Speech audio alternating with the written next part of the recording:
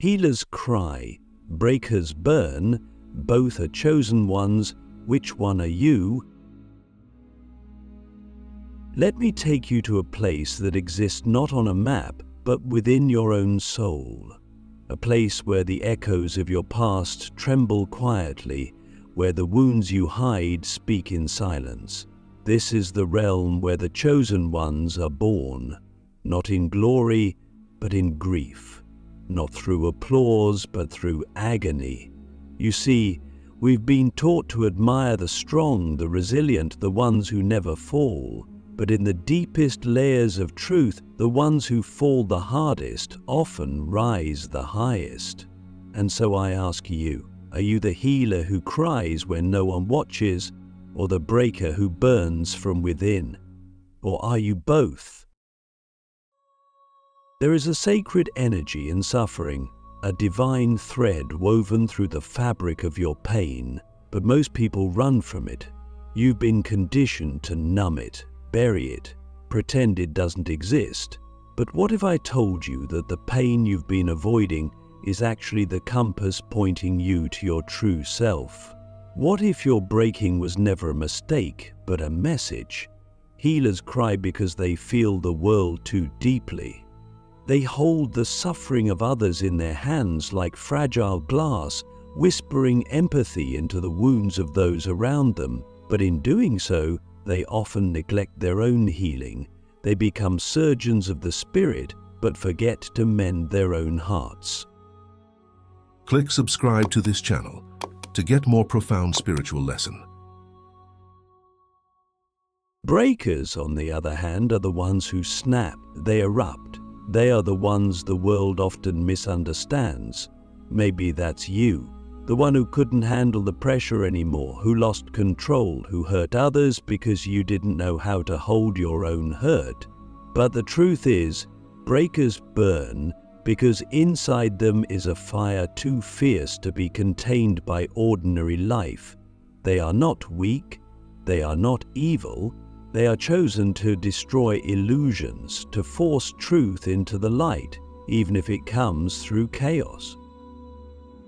And here's the twist. Both the healer and the breaker are sacred. Both are chosen. One brings comfort, the other disruption. One restores, the other reveals. The healer teaches us how to hold pain with tenderness. The breaker teaches us that sometimes the old must be destroyed for the new to be born. And yet the path of each is lined with suffering, loneliness, and doubt, because being chosen never feels like a blessing when you're in the middle of the storm. I remember sitting on a cold floor at 3 a.m., tears streaming down my face, wondering why life had to hurt so much. I had helped others. I had spoken words of comfort to strangers. I had lit candles in the dark for people who didn't even know my name. But in that moment, I was the one who needed saving, and no one came. That's when I realized, sometimes the healer must become their own medicine. Sometimes the breaker must learn to build what they once destroyed. It's in those moments when you are completely alone that something ancient awakens inside you.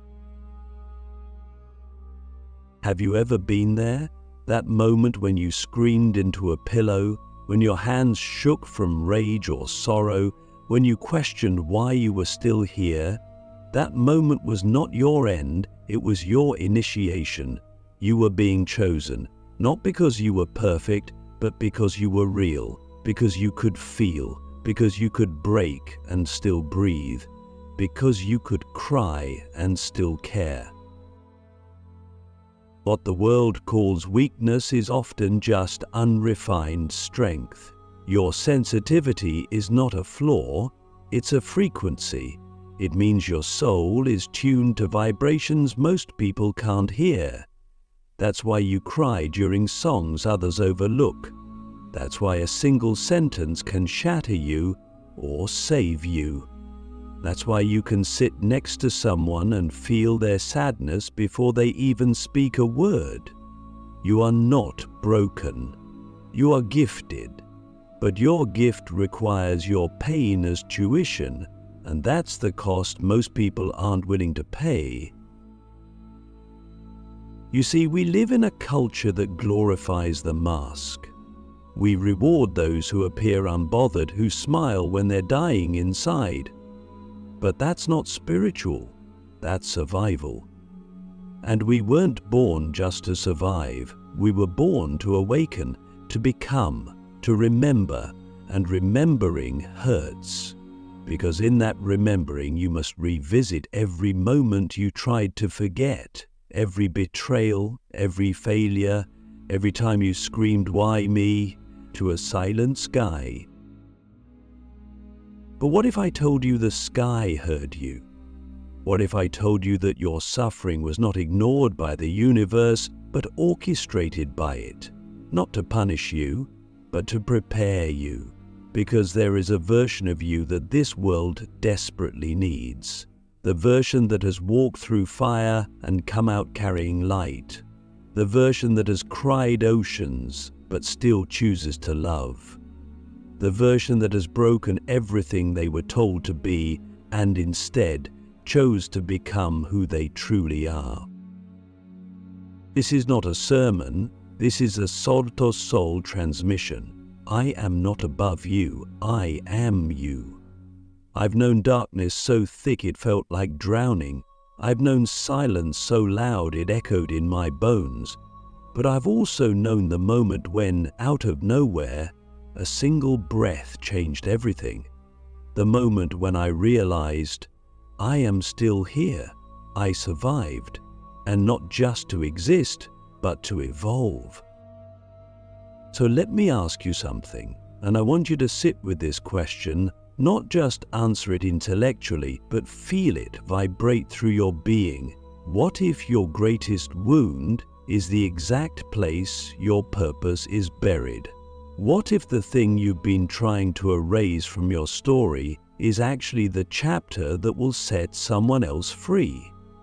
Can you be brave enough to stop hiding from your own truth?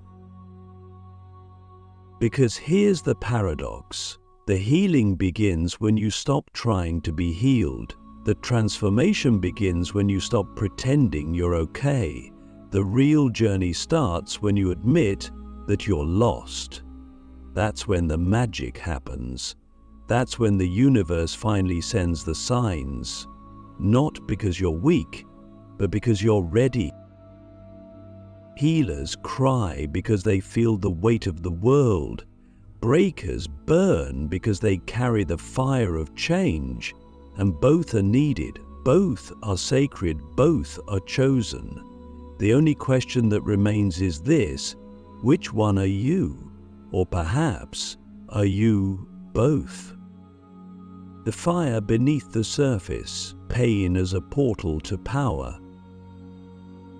There is something that happens in the silence after the storm, after the tears dry, after the rage subsides, after the breakdown leaves you breathless.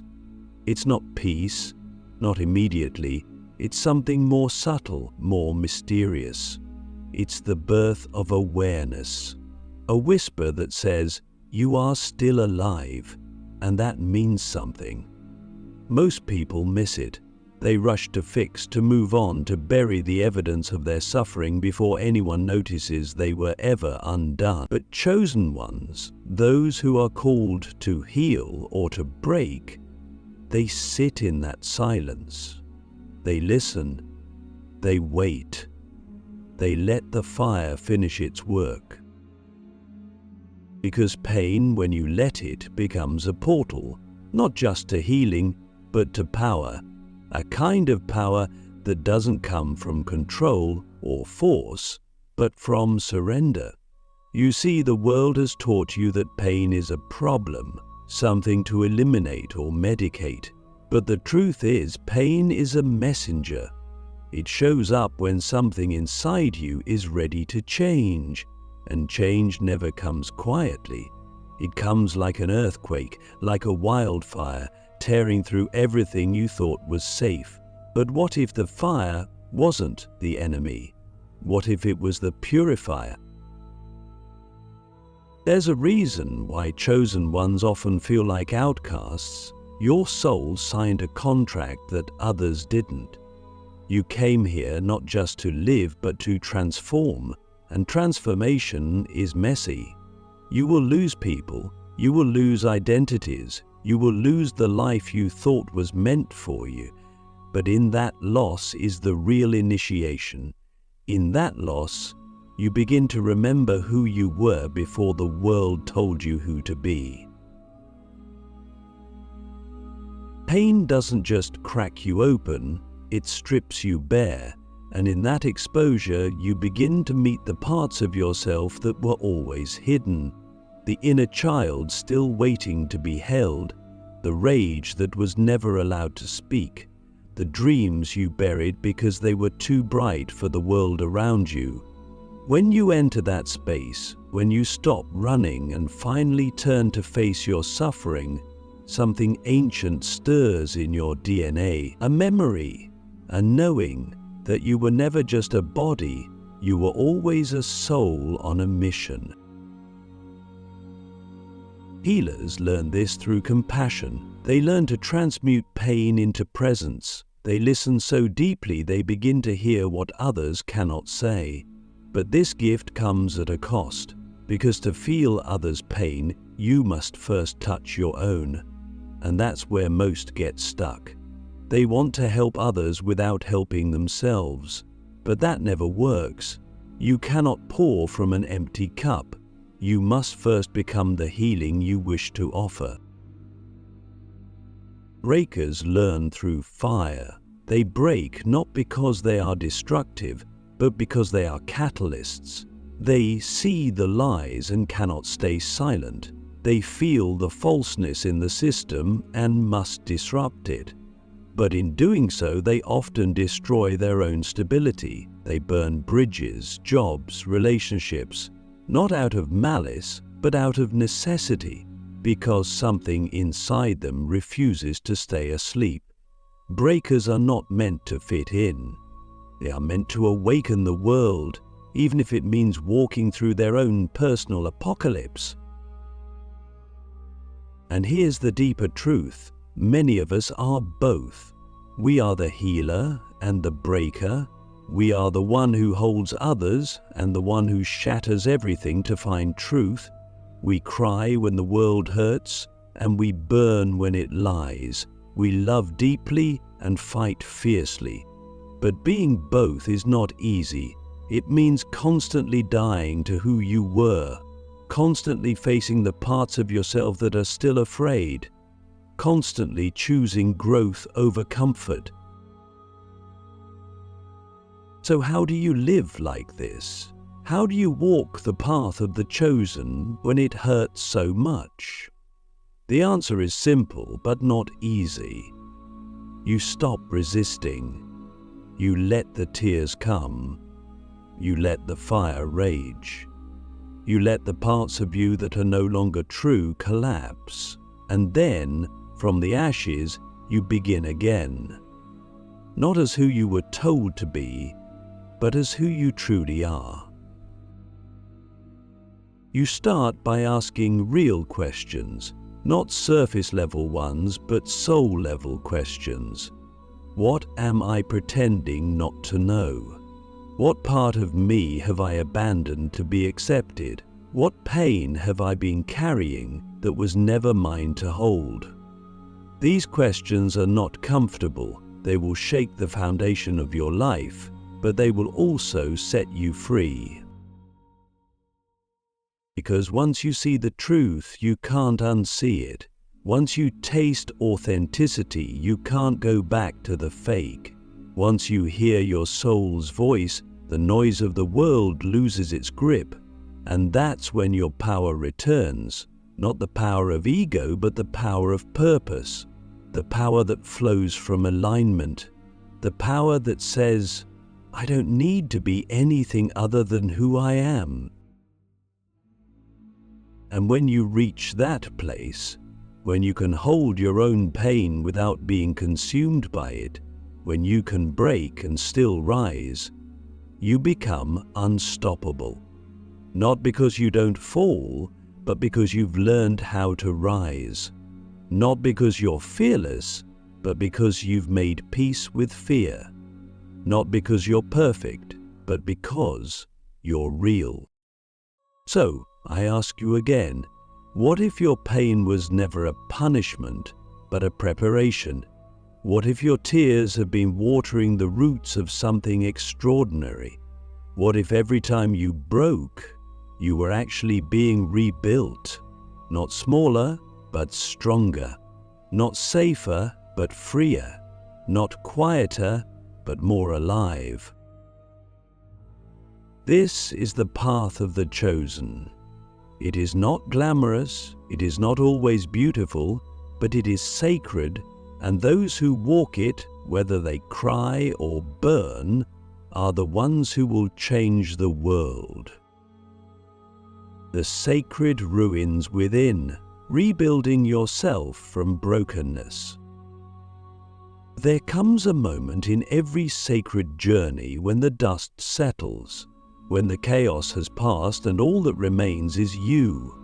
Raw, stripped, and profoundly awake, you look around and realize that the life you once clung to has crumbled, and there's no going back.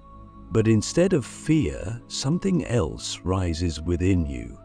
A quiet conviction, a whisper that says, "This is where the real work begins." We talk a lot about healing, about breaking, about pain, but what we don't talk about enough is what happens after.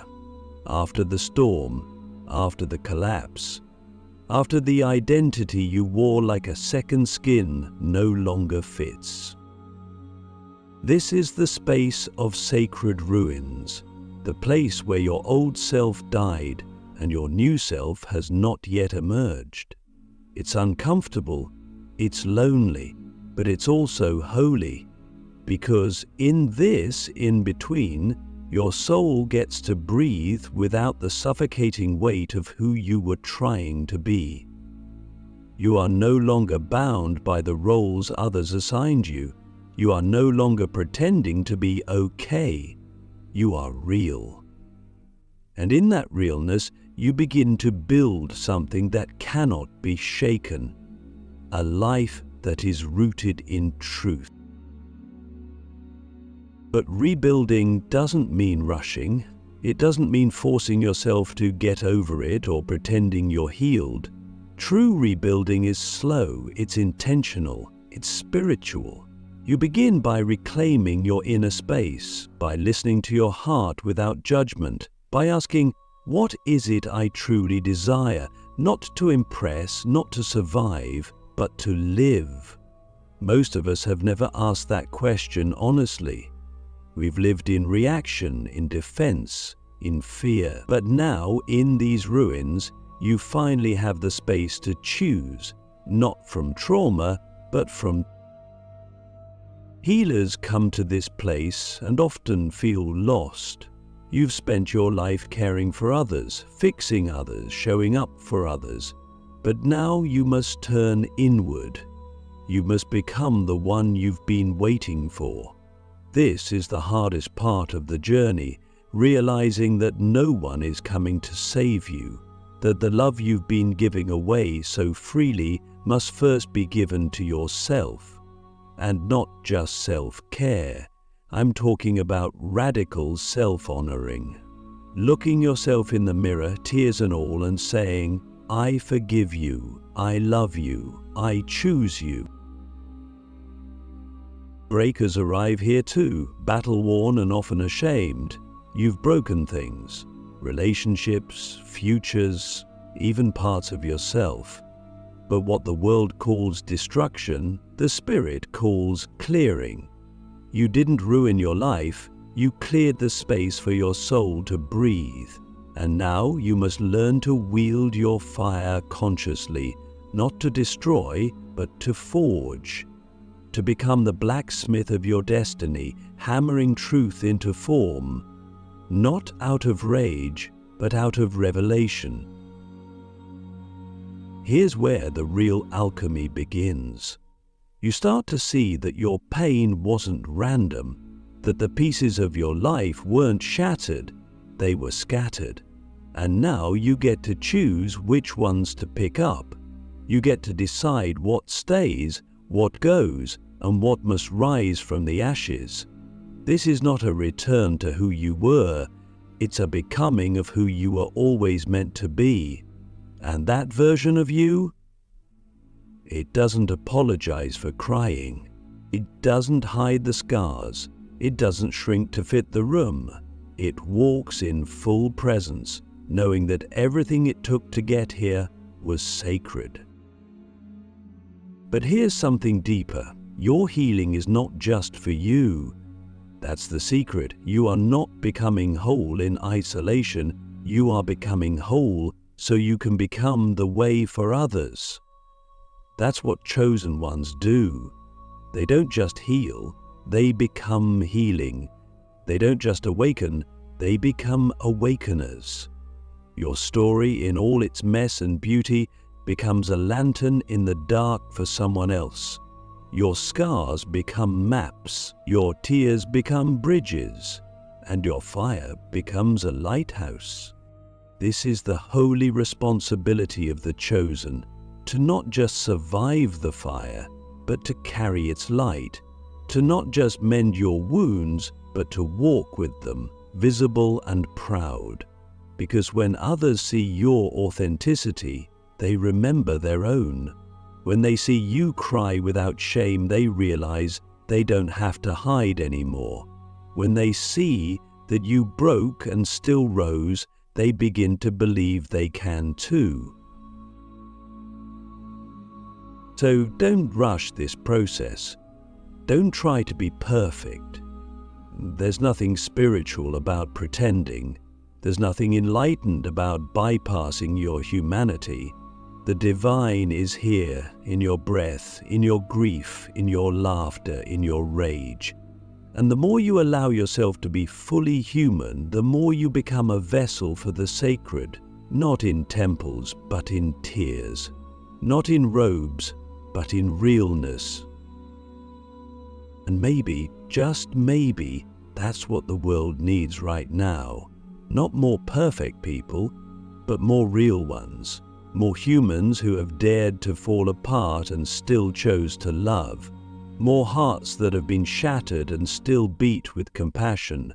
More voices that rise from the ruins and say, "This is who I am, and I am still worthy." You don't have to have it all figured out. You just have to keep showing up. Keep choosing truth over comfort. Keep choosing presence over performance. Keep choosing love, even when it feels impossible, because every time you do, you anchor light into this world. You become a living invitation for others to do the same. So, I ask you, not as a challenge but as a calling, what would your life look like if you embraced your pain, not as a curse, but as a calling? What if you stopped trying to fix yourself and started honoring the masterpiece that's forming through the mess? What if this, right here, right now, is your sacred becoming? Because it is. And you are? Healers cry, breakers burn, both are chosen ones. Which one are you? There comes a sacred stillness after the deepest transformation, a silence not born of emptiness, but of completion, not the silence of suppression, but of surrender. It's the silence that arrives when the storm has done its work, when the healer has cried enough to cleanse the soul, and the breaker has burned enough to reveal the truth beneath illusions. This silence is not quiet, it speaks, it echoes, it hums with the vibration of a life that has shed everything false. And when you finally sit in the center of that silence, you realize The journey was never about becoming someone else. It was always about remembering who you truly are. We live in a world that confuses distraction with peace, noise with connection, achievement with fulfillment. But the chosen ones, those who've cried and burned and still risen, know better. They've seen that silence is not a void, it's a voice. It's the voice of your soul, the voice of the divine, the voice of everything you've been too afraid to hear. And when you finally stop running, when you stop performing, when you stop pretending, that voice whispers a truth that shatters every lie you've ever believed. You were never broken to begin with. You see, the healer in you believed it had to earn love by fixing others. The breaker in you believed it had to destroy everything just to be seen, but the soul in you, the soul knows it was born worthy, that it didn't come here to be perfect, it came here to be whole, to feel everything, to break when breaking was truth, to cry when crying was healing, to walk through fire, not to be punished, but to be pure. And now, in this final moment of reflection, you begin to see the thread that's been running through your entire life. Your pain was never random, it was precise, it was sacred, it was for something. You were chosen not because you were flawless, but because you were willing to feel, willing to lose everything to find your soul, willing to walk away from comfort to walk toward truth. That's what makes you different. That's what makes you rare. And that's what makes you powerful, because now you carry something most will never understand, a light forged in darkness, a strength born from surrender, a peace that doesn't depend on circumstances but radiates from within. And here's the final gift. Your presence. Not your talent, not your accolades, not your followers, your presence. When you enter a room with your full self, healed wounds and all, you shift the energy. You remind others what's possible. You give permission. You become a mirror. And without saying a word, you speak to their soul, saying, it's okay to be real. It's okay to feel. It's okay to not be okay. That's the medicine this world is starving for. Not more perfection, but more presence. Not more polished masks, but more sacred messiness. So maybe this is what being chosen really means. Not being above others, but being willing to go deeper than most will ever go. Being willing to walk into your own shadows and come out with light in your hands. Being willing to cry and still continue, to burn and still build, to break and still love. It is not about proving anything to anyone. It's about becoming a living invitation to truth, a reminder that even in the darkest night, the soul never goes out. The flame may flicker, but it does not die. And now I ask you, not as a guru or a performer, but as a fellow traveler on this wild, sacred path, what will you do with this knowing? Now that you've seen that your pain had a purpose, now that you've tasted the silence that speaks truth, what will you create? What will you heal? What will you awaken in others just by being who you are? You were never meant to hide, you were never meant to shrink, you were never meant to fake peace for the sake of acceptance. You were meant to rise, to speak, to feel, to embody the divine in every scar, every tear, every sacred breath, because when you do that, when you show up as your full, unapologetic, heartbroken and heart-awakened self, you don't just change your life, you change the world. Healers cry, breakers burn, but both are chosen, and now so are you. Welcome home.